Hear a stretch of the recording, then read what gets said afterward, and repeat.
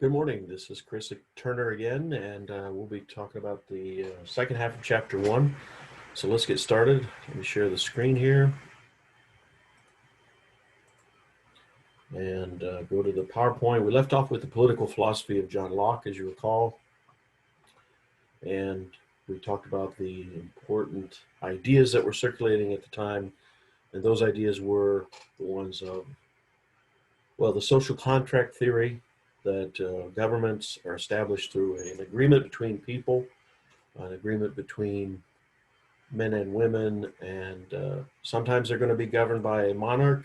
Some believe that the monarchy was essential, and so many nations was the tradition, so they kept the monarchy.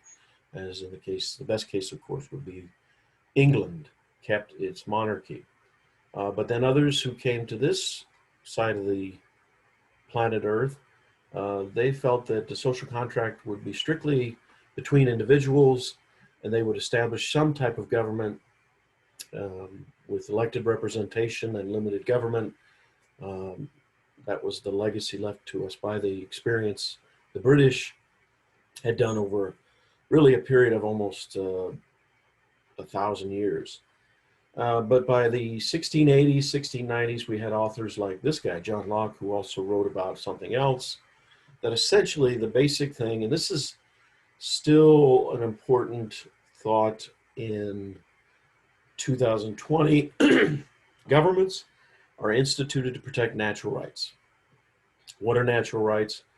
God's the author of everything, and he creates nature, and there are certain rights. There's certain things that every human is guaranteed that must be respected, and these things are these rights to life, liberty, and property. Okay, remember that word, life, property. Remember that word. But the three words, life, liberty, and property. So you have this natural, inalienable right to those three things. And they became part of the principles of American democracy. And they've been kind of fleshed out over 250, 300 years to mean that these things are protected by equality in voting, individual freedom, equal protection of the laws, which is always tested all the time.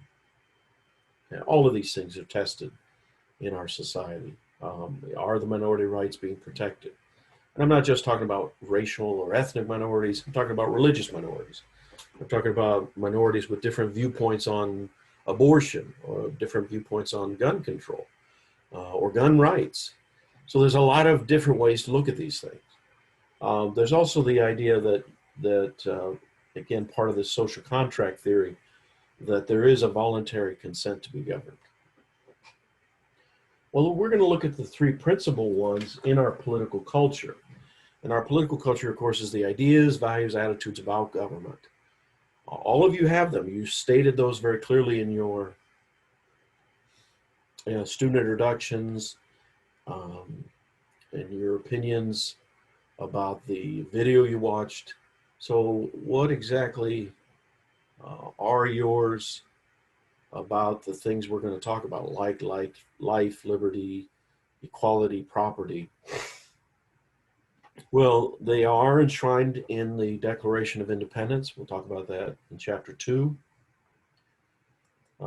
The first three that are most important to Americans are the freedom to choose, to believe, to act, express. Now, this one's being tested right now.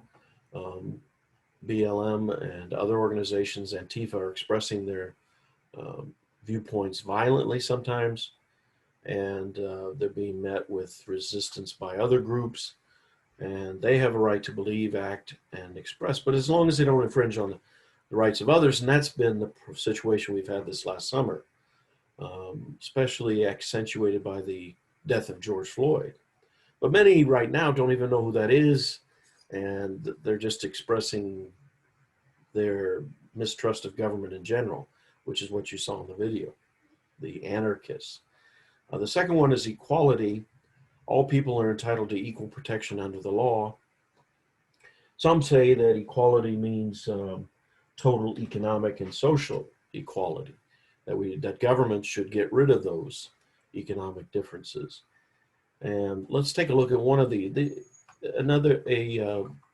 one side of the viewpoint is expressed by a person I'll show you in the video, and then another point of view on equality and equal justice under the law will be discussed by this other gentleman by the name of Dinesh D'Souza.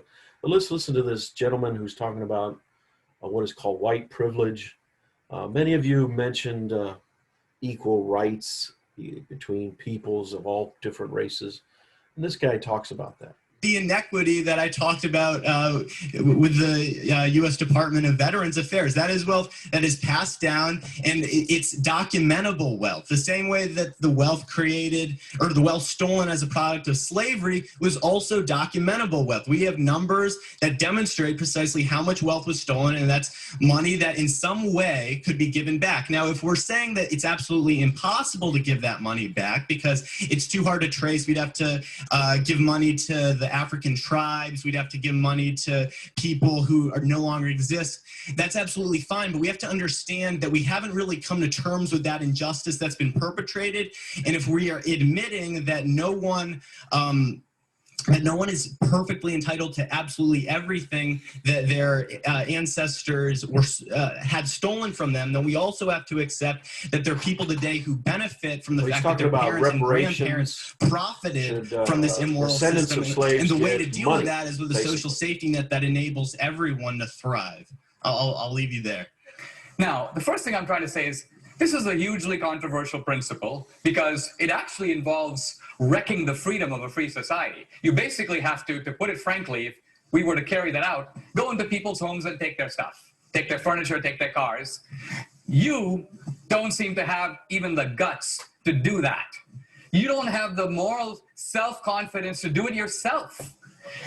It may be, if I am advocating a rule of social justice and I'm advocating it for the whole society, before I persuade everybody else, let's say I'm a Christian and I believe everybody should give 10% of their wealth to help the poor.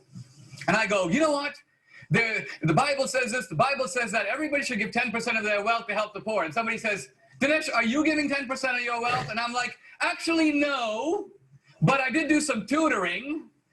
And you go, wait a minute, aren't you advocating, aren't you saying that there is a moral duty to do this? Why don't you do it? Before you convince us, you do it. And you're like, I don't think I should do it because society is extremely complex, and I don't think I should do it unless everybody else does it. No, either you believe in it and you do it. Once you've done it, you might impress us. And then you might convince the rest of us that our wealth is also ill-gotten. But you can't do it, and I'm not trying to indict everybody of hypocrisy, only you. Because you're the one who said, I'm the beneficiary of illicit privilege. So you're a really good starting point, because I'm asking, if you're in possession of stolen goods, why aren't you willing to return them? So that's why fundamentally I see your charity. You know, during the Civil War, there was a guy who goes, I'm very happy to give, I've given 3 cousins to the war and I'm ready to sacrifice my wife's brother. That's basically your ethics. You're willing to have social justice with other people pay, but you're not willing to pay. So that's the problem. And that's the problem with the progressivism that marches behind social justice while protecting its own privileges. You know how you said, we all have to survive. Really? You have to be at Amherst to survive?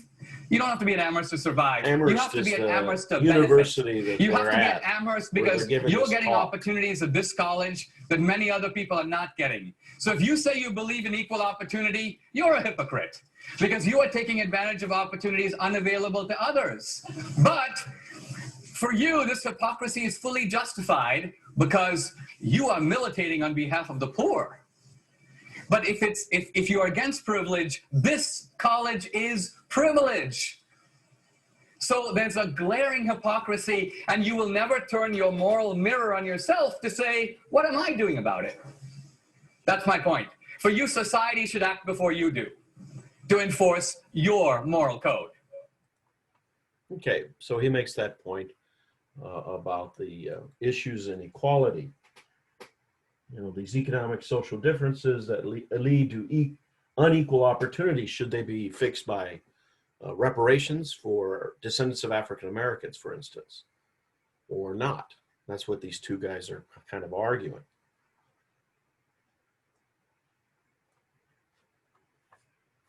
Now, property is another one. Private property in America, it's not limited to just personal possessions, such as we talked about it, your possessions at your home, your furniture, your cars, etc., your home.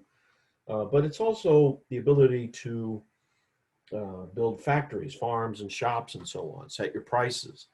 And we subscribe to a system, an economic system, political economic system, which subscribes to that we call capitalism, right? Yeah, we call all that capitalism. And capitalism, which is the term really that Adam Smith, a philosopher of the 17th, wrote about it in the 1770s, came up with, and really honed it, described it, and said what it was, what it is, what it isn't. And I think I had something on that. Let me find the video on that one there. I think I had a somewhat interesting video on that as well.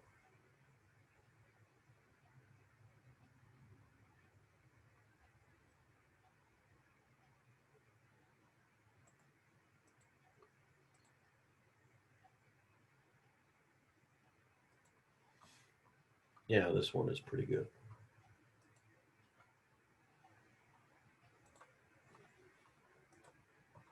And again, this is a Okay, discussion. so you talked a lot about the failures Format. of socialism and the horrors that they've created, but you seem to have also left out a lot of the horrors of capitalism over the years, not including but not limited to the destruction of native land and stealing of their land, slavery, the colonialization of Africa, disasters such as the Triangle Fire back in the early 1900s, and continuous inequality today. And I want to know, is that a conscious decision that you're making in order to further your agenda, or if like you actually do believe that those things aren't actually tied to capitalism? Okay, so let's look at some of the things that you mentioned. You mentioned, for example, you mentioned colonialism, you mentioned the destruction of native land, and you mentioned slavery. Let me just take those three. Those are like your three kind of slam dunk examples. Now, let's look at them one by one and ask this question. What does this have to do with capitalism? Not, are we living in a capitalist world? And so obviously every institution is going to have some relationship to capitalism. I admit that, just like it has to have some relationship to democracy, to monarchy, to whatever political regimes exist. But here's the point. Slavery. If I'm going to grab another guy and force him to work for free, you consider that to be capitalism? Is that what Adam Smith talked about in The Wealth of Nations? In the pursuit of profits, absolutely. Which that's what capitalism No. was putting forward, and No. the pursuit of the pursuit. No. Of, So the okay, so pursuit you got of to go profit back. is why slavery was installed in this country. Okay, so to be fair, in all these things, you have to judge an idea by examining its validity on the behalf of the people who advocate it, right? If I'm going to discuss Christianity, I'm going to go to the words of Jesus Christ. I'm going to go to the New Testament, right? I'm not going to say, oh, I don't care about any of that. But so with capitalism, the simple fact of it is, if you don't have a voluntary workforce in which buyers and sellers and producers and consumers and workers and entrepreneurs are not in voluntary relations to each other, signing contracts and agreeing, the beauty of capitalism is that both sides are better off. Let's say, for example, take something really simple, okay? You have a glass of milk and I have $3, okay? And I say, I'd like to have your glass of milk. And you say, I'll sell it to you for $2, okay? Now, you would never do that.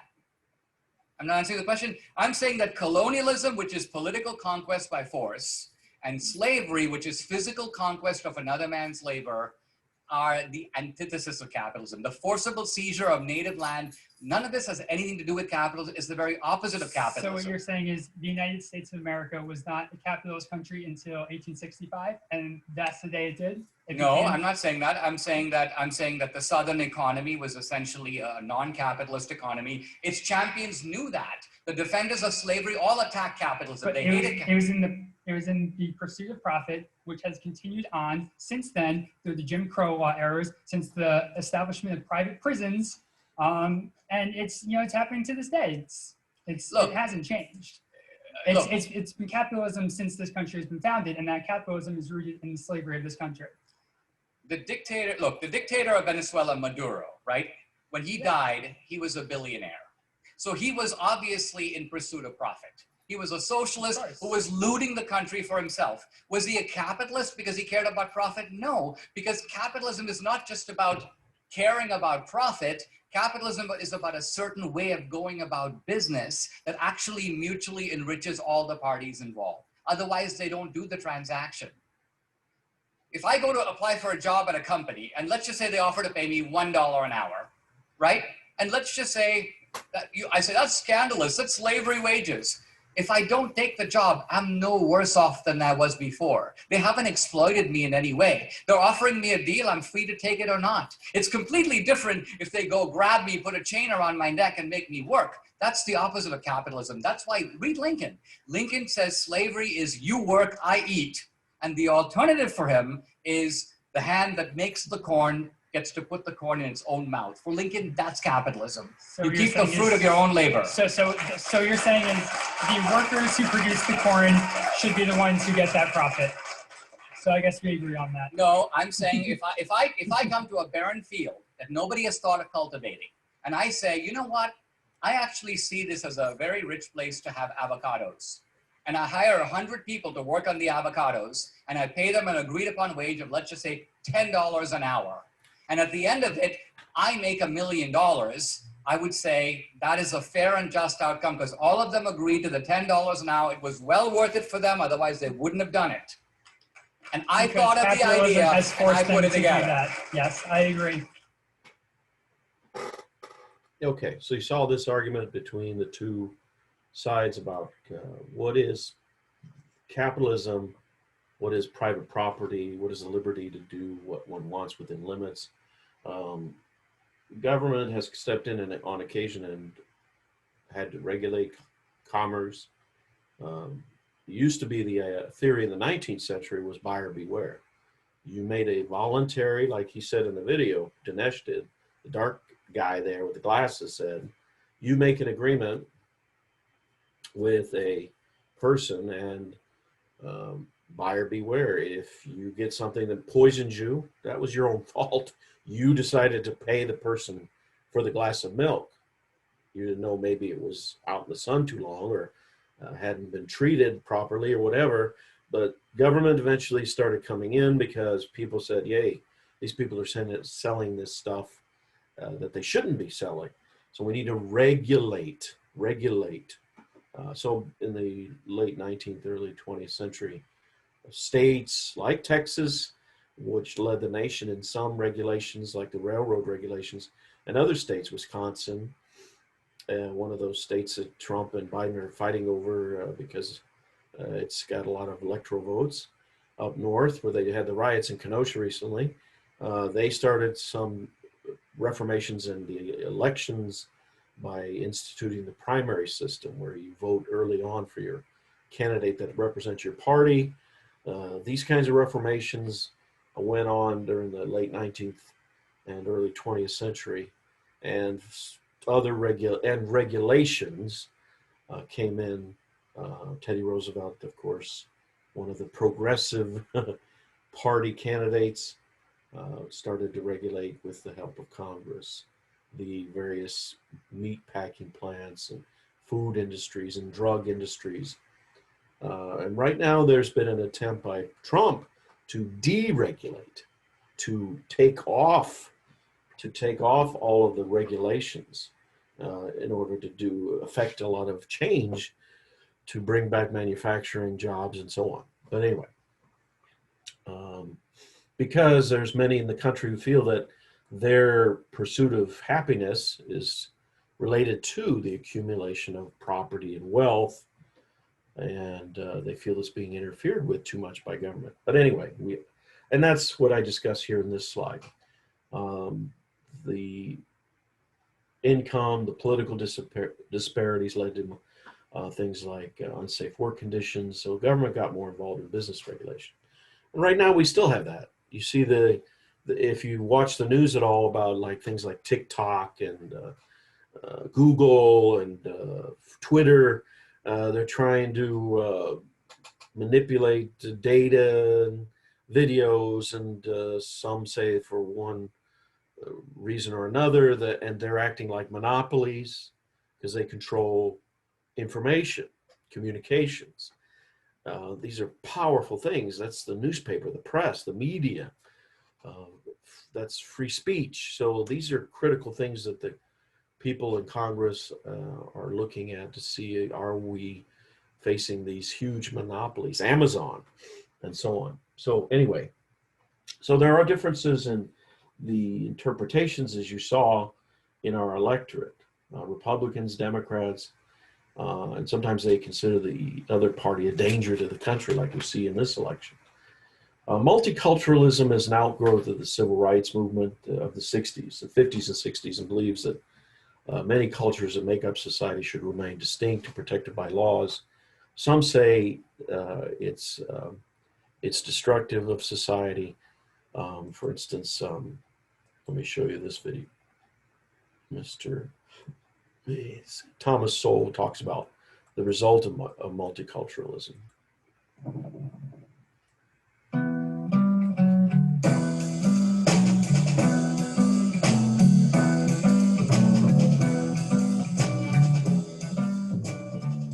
Intellectuals and Race, quote, "The era of multiculturalism might be considered an extension of the liberal era, but it has evolved its own characteristics. Multiculturalism is an insistence that the particular cultures found among less fortunate groups are not to be blamed for disparities in income or education or crime rates, but are on net positive." Yeah. Close quote. Explain that. You can't find any fault with any group that is less fortunate. There are no behaviors that they need to change in order to advance. Society needs to accept them as they are. In other words, the causes are to remain the same, but the effects are to change. And if the effects don't change, then it's society's fault. So, for example, there was a period, I'm trying to remember now, I believe it was in the mid-70s, when substandard English began to become viewed as a discipline of its own within linguistic studies and so forth. And for all I know, it was all perfectly legitimate that certain speech patterns would be traced back to various regions in Africa and so forth. And this is a language of its own. It has its own validity. But your argument would be, I don't really care what its validity is. It's holding people back. It's preventing them from participating in the wider society. Is that right? Absolutely. And also, none of these things went back to Africa. Oh, is that so? No, you can, yes, they did not go back to Africa. If you look at the peace, for example, using the word axe for ask and stuff like that, all of that goes back to the South. And it goes back to the parts of Britain from which white Southerners came. So if you trace calling hog entrails chitlins, that was in a certain section of Britain, the section from which whites moved into the South, and they were known as rednecks and crackers in Britain in centuries past before they ever set foot in the South. So the whole thing is as phony as the $3 bill. Once again, intellectuals and race. The key word among advocates of multiculturalism became diversity. Yes. Sweeping claims for the benefits of demographic and cultural diversity have prevailed without a speck of evidence being asked for or given. Name a few institutions in which diversity is championed without evidence. That's the question. Name one where that isn't the case. I would say the whole Ivy League. Stanford, Berkeley. Corporate America? Yes. It's really miraculous almost. I mean, I can't think of a word that has gained such widespread use and which is utterly unchallenged without one speck of evidence. If you look at societies that are diverse, they have all they can do to avoid mutual bloodshed. I mean, India, for example, is very diverse. And you know, barely coheres as a nation. That's right. When India was given its freedom by Britain and split into India and Pakistan, I mean, the number of people slaughtered between Hindus and Muslims ran into hundreds of thousands. All right. So this brings us to affirmative action, of course. And let's take a look at the 2003 Supreme Court case, Grutter versus Bollinger, in which the Supreme Court upheld the affirmative action admissions policy of the University of Michigan Law School. Writing for the majority, Justice Sandra Day O'Connor, the Constitution, quote, does not prohibit the tailored use of race in admissions decisions to further a compelling interest in obtaining the educational benefits that flow from a diverse student body, close quote. That's pretty high sounding. What's wrong with that? It would have been nice if she could produce one speck of evidence for it. Doesn't it feel intuitively correct, though? No. That you put students together with other students of different backgrounds? Let's assume for the sake of argument that it is intuitively accepted. That doesn't relieve you from having to look at the evidence to find out if that's true. One of the things that when I was going around, when I was taking my kids around to pick colleges, I would go into the lunchroom at lunchtime and look around. And if I found that all the black kids were at one table and all white kids were at a different table, I knew what the atmosphere was at that school. I went to school in the 50s. I never saw that. So you say what the benefits are going to be, and then you come along and test it. You don't just say that sounds so wonderful and there's no need to go any further. And if you look at what has happened in these places, you find that the polarization is far greater after these policies are followed than there were before. Intellectuals and race, quote, a growing body of empirical data shows that black students mismatched with the colleges or universities they attend fail or drop out more often than other students. The problem is not that these black students are unqualified. The problem is that they are mismatched with the college or university that has admitted them for the sake of, quote, diversity. Now, what do you mean by mismatched? Well, I'll give a simple example. When I was teaching at Cornell back in the 60s, the average SAT score of black students at Cornell was at the 75th percentile. The average SAT for the white students in liberal arts was at the 99th percentile. We all taught to students who were at the 99th percentile. Students who were at the 75th percentile had a hard time trying to keep up. They didn't have the reading speed, they didn't have the mathematical facility, and so on. Had these very same students gone to some place where the other students were at the 75th percentile, they'd have had no problem. Half the black students at Cornell at that time were on academic probation. It was even worse at MIT. The average black student, when the study was done some years ago at MIT, scored in the top 10% nationwide in math. They scored in the bottom 10% at MIT. So the point is, there are a lot of very good schools in America where they could have gone and been right in the swim of elite institutions, just not at MIT. That's right. All right. So we've established in intellectuals and race, the progressives are obviously culpable. They were racists. They were straightforward racists. Under Woodrow Wilson, you make the point, it was under Woodrow Wilson that certain agencies in the federal government first begin to enforce segregation. Yes, in Washington. So culpability on the part of the progressives. You've just told us that the liberals, by enunciating their views, insisting on them in public again and again and again, set up a kind of intellectual culture that made things worse, not better. Again, they're at fault. And now you're saying that multiculturalists, if only for this example of bringing kids into institutions for which they're ill-qualified, you take bright, hardworking, otherwise perfectly well-qualified students and put them in the wrong institution, and you set them back in life. Yes. And they're culpable as well. They ought to know better. Yes. Intellectuals and race, quote, the intelligentsia pay no price for being wrong. I think that's the secret of their influence. How's that?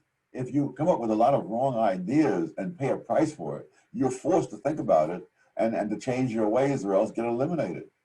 But there's no such test. The only test for most intellectuals is whether other intellectuals go along with them. And if they all have a wrong idea, then it becomes invincible. Tom, you're coming pretty close to saying intellectuals aren't very smart. They are very smart in very limited areas.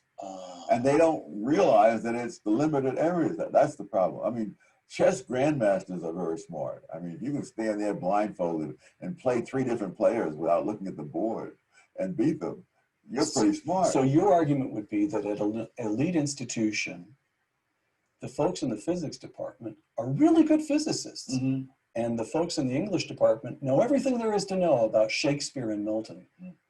But there's no reason to suppose at all that they've done any work in or studied the evidence on affirmative action or any of the other policies by which they attempt to deal with racial problems in this country. And yet they all, somehow or other, believe the same things about it. Yes. Okay. Okay. Well, anyway, that's the discussion there on multiculturalism from Thomas Sowell, who's been around he's 90 years old, I believe, and he writes like 2 books a year on this stuff. And he started off as a Marxist. His personal history is very interesting, but he talks about multiculturalism helped get, basically later he talks about how it helped Trump's 2016 presidential campaign. There's limits to this idea of multiculturalism. Many Americans still hold to life, liberty, and property, capitalism, equality under the law, and don't go for programs like teaching about why we use the word, or should we continue to use the word acts instead of ask, and those kinds of things. So he brings up some interesting points about that. I wanted you to take a look at that. Okay. Now, these things aren't going to go away. There's been dramatic changes in the racial ethnic makeup of the United States. And these policies are perpetuated, as he said, by progressives, so-called progressives, as far back as Woodrow Wilson, liberals like Nancy Pelosi, Barack Obama, and I don't see these things changing. We've got the changing aging of America. Future years, more retired people are going to be collecting these things, and so national income will be a situation. And we've got many different people living in different areas, although there's a lot of integration, intermarriage. So I don't know how serious it's going to be for the next 50 years or your lifetime. But we do see these trends, the racial ethnic makeup, changing over the next decades. By 2050, 47% will be white and 26% Hispanic. 8% Asian and 12.8%. Blacks haven't increased too much as a percent of the total population since the 1960s, really. In fact, sometimes they've gone down, and you can see that here.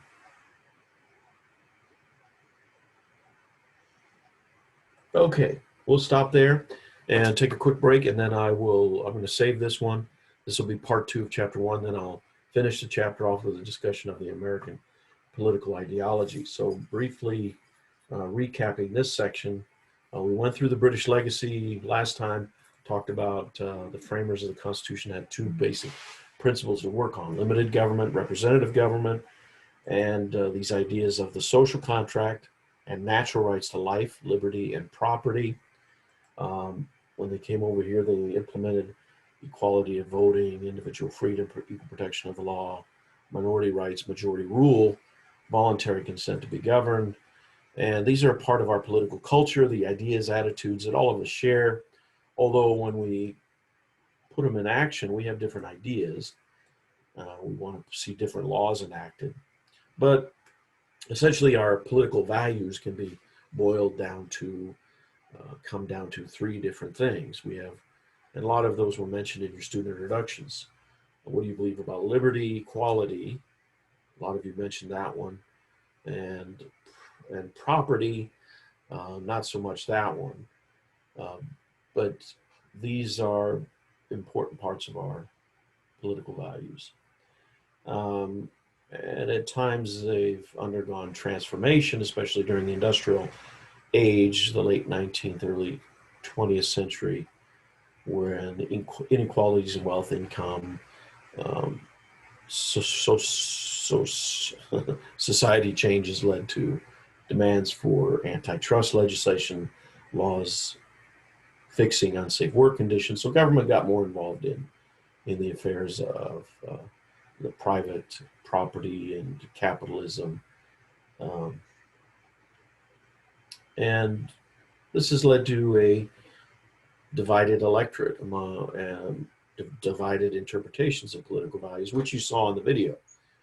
You saw a clear difference between views of the young versus an older gentleman with Dinesh and those students. He was discussing some of the differences in interpreting liberty, equality, and property, and capitalism. And then we add the different cultures, and that will change these different attitudes towards values as well. So next, we'll get into this. Conservatism, liberalism, which are the two main political ideologies, the way of thinking about what is government's role in liberty, equality, property, in regulations, and so on. And then there's some other ones. We'll get into those, and we'll stop chapter 1 there.